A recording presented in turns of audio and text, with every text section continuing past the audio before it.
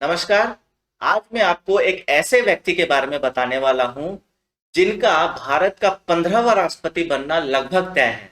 जी हां, मैं बात कर रहा हूं श्रीमती द्रौपदी मुर्मू का, जिनको कि एनडीए ने राष्ट्रपति पद के उम्मीदवार के तौर पे अपना कैंडिडेट बनाया है। इनके ओपोजिशन में खड़ा किया गया है श्री यशवंत सिन्हा जी को, जिनको सिलेक्ट किया है ममता बनर्जी ने ओपोजिशन के लीडर के तौर पे।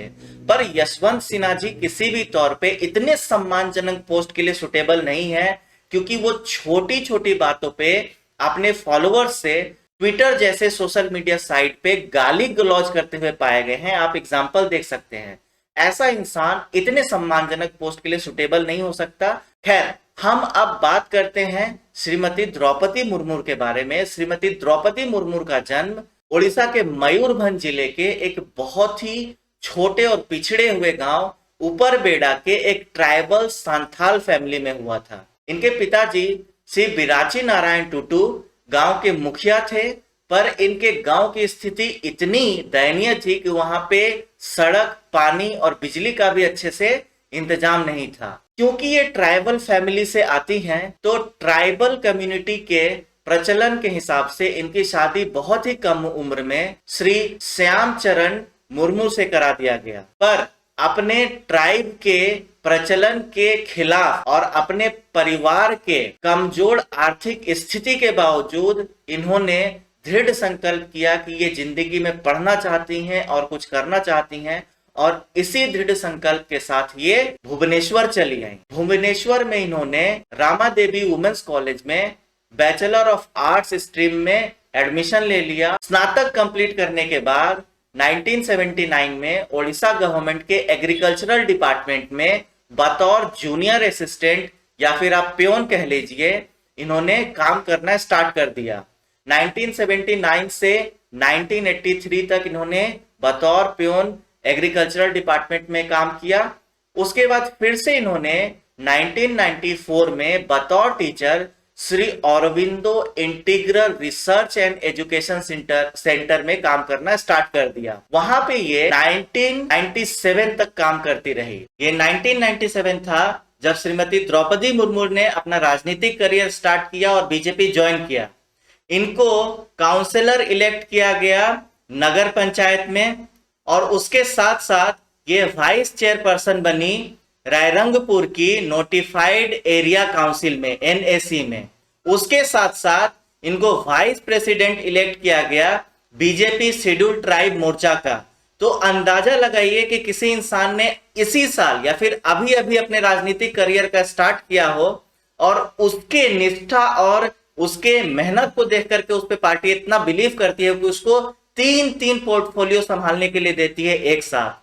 वो काउंसिलर भी है, वो चेयरपर्सन है एनएसी का, और उसके साथ साथ वो स्टेट वाइस प्रेसिडेंट है अपने पार्टी के शेड्यूल्ड ट्राइब मोर्चा का भी। खैर, ईयर 2000 में श्री नवीन पटनायक जी की बीजू जनता दल बीजेडी और भारतीय जनता पार्टी के बीच में गठबंधन हुआ, और उन दोनों ने मिल करके ओडिशा का विधानसभा चुनाव लड़ा। श्रीमती द्रौपदी मुर्मू ने ये चुनाव रायरंगपुर विधानसभा क्षेत्र से लड़ा और जीत भी गई। श्री नवीन पटनायक जी की वो सरकार जो बनी थी बीजेडी और बीजेपी गठबंधन की, उस गठबंधन सरकार में ट्रांसपोर्ट एंड कॉमर्स मिनिस्ट्री दिया गया श्रीमती द्रौपदी मुर्मू को, और उस डिपार्टमेंट को एक नए पॉलिटिशियन ने बिल्कुल इंडिपेंडेंटली संभाला, बिना किसी मुश्किल के, बिना किसी सीनियर मंत्री के सुपरविजन के। ये अपने आप में एक बहुत बड़ी बात है और एक प्रेरणादायक बात है। 2002 में इनकी मिनिस्ट्री बदल दी गई,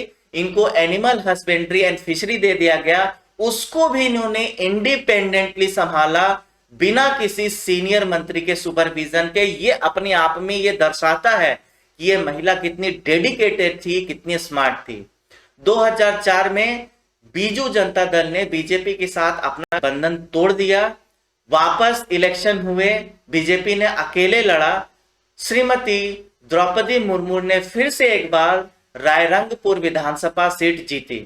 खैर, यहां पे आपको यह भी बता दूं कि जब 2002 में इनको animal husbandry and fishery department दिया गया, उसी समय बीजेपी ने इनको अपने बीजेपी शेड्यूल ट्राइब मोर्चा का इनको नेशनल एग्जीक्यूटिव मेंबर भी बना दिया, जिसको कि इन्होंने 2009 तक संभाला। लेकिन 2006 में इनको स्टेट प्रेसिडेंट भी बना दिया गया बीजेपी शेड्यूल ट्राइब मोर्चा का। तो आप समझ सकते हैं कि इनके ऊपर बीजेपी ने शुरू से ही कितना भरोसा किया, क्योंकि इन्होंने उम्दा तरीके से अपने पार्टी के लिए काम किया, बिल्कुल निष्ठा से और ईमानदारी से अपने पार्टी को संभाला। यही नहीं बल्कि 2006 में बीजेपी ने मयूरभंज डिस्ट्रिक्ट का जो अपना यूनिट था वहां का इनको प्रेसिडेंट भी बना दिया था। इतना उम्दा काम कर रही थी श्रीमती द्रौपदी मुर्मू, वो भी बिना रिटर्न में किसी चीज की उम्मीद किए हुए। खैर, तो इनके उम्दा प्रदर्शन और बिल्कुल निष्ठावान काम के लिए इनको ओडिशा की विधानसभा ने Neelkanth award for best MLA से सम्मानित किया 2000 साल में। ये अपने आप में एक बहुत बड़ी बात है। ये भी दर्शाता है कि ये बिल्कुल सेल्फलेस थी और हर पार्टी के कार्यकर्ता के साथ मिलके प्रदेश के विकास के लिए काम कर रही थी।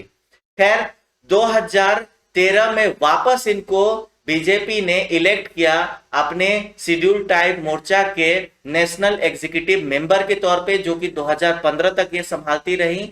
2014 में इन्होंने फिर से रायरंगपुर विधानसभा सीट से बीजेपी के लिए लड़ा, लेकिन इस बार वो हार गई।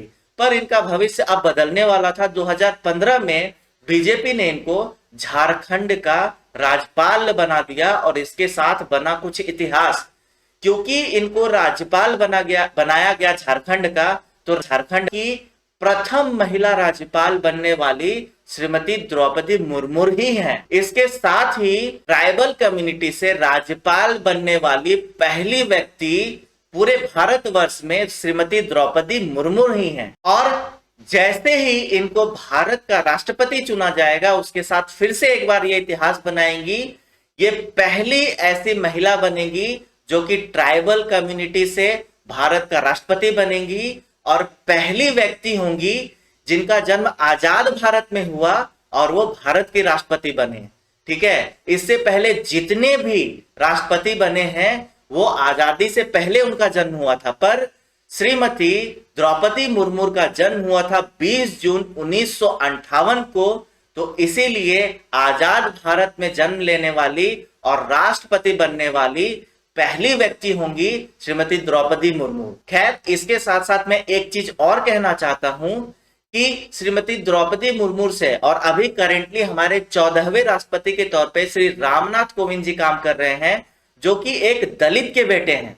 और श्रीमती द्रौपदी मुर्मू को, जो कि एक ट्राइबल कम्युनिटी से आती है, उनको अपना राष्ट्रपति पद का उम्मीदवार बना करके बीजेपी ने यह साबित किया है कि ये सच में किसी के घर की पार्टी नहीं है, किसी के बाप की पार्टी नहीं है। और यहाँ पे एक गरीब का बेटा या एक गरीब की बेटी भी राजा बन सकती हैं। ये बहुत ही अच्छा है, बहुत ही पॉजिटिव मैसेज है जो बीजेपी ने दिया है पूरे देश को, पूरे दुनिया को। 2021 में झारखंड के राज्यपाल के तौर पर अपनी सेवा समाप्त होने के बाद श्रीमती द्रौपदी मुर्मू लौट करके भुवनेश्वर चले आई अपने भाई और अपने बेटी इतिश्री के पास। यहाँ पे ये बता दूं आपको कि उनकी अब एकमात्र बेटी ही बची है जिनका कि नाम इतिश्री है। वो यूको बैंक में काम करती हैं। उनके पति श्री गणेश हेम्ब्रम एक रुग्बी प्लेयर हैं और इन दोनों को 2 बेटियां हैं। एक चीज यहाँ पे बताना बहुत जरूरी है कि श्रीमती द्रौपदी मुर्मू जी का व्यक्तिगत जीवन, पर्सनल लाइफ बहुत ही दुखद रहा है, बहुत ही आंसुओं से भरा हुआ रहा है। जैसा कि मैंने आपको बताया था, ट्राइबल कम्युनिटी से बिलोंग करने के कारण बहुत ही कम उम्र में श्रीमती द्रौपदी मुर्मू जी का विवाह श्री रामचरण मुर्मू जी से करा दिया गया था। उनके साथ इनके 3 बच्चे हुए, 2 बेटा और 1 बेटी। बहुत ही असमय इनके पति श्री श्यामचरण मुर्मू जी का देहांत हो गया एक सीवियर हार्ट अटैक के वजह से। इनका एक बेटा लक्ष्मण मुर्मू बहुत ही मिस्टीरियस सर्कमस्टांसेस में मारा गया अपने चाचा के घर पे। बताया जाता है कि वो एक रात पहले अपने दोस्तों के साथ डिनर पे गया था, वापस आया तो उसके दोस्त जब छोड़ने आए तो बताया उसकी तबीयत ठीक नहीं लग रही थी, कारण नहीं बताया। और सब सुबह सुबह जब उनके चाचा ने उनको उठाने की कोशिश की तो पाया कि वो अचेत अवस्था में है, बेहोश है। जब उनको हॉस्पिटल ले जाया गया तो उनको डॉक्टर ने मृत घोषित किया। तो 2009 में अपने बेटे लक्ष्मण को श्रीमती द्रौपदी मुर्मू ने खो दिया, इससे उनको बहुत आघात पहुंचा। अभी इस सदमे से वो उबर ही नहीं पाई थी कि 2012 में उनका दूसरा बेटा भी एक रोड एक्सीडेंट में मारा गया। अभी इस सदमे से वो उबरने की कोशिश करती कि 2015 आते आते इनका एक भाई और इनकी मां की भी मृत्यु हो गई। तो इनका पर्सनल लाइफ जो है काफी संघर्षपूर्ण रहा है। तो आज के डेट में लोग कह रहे हैं कि श्रीमती द्रौपदी मुर्मू एक मिसाल बनेगी, एक मोटिवेशन बनेगी भारत की महिलाओं के लिए।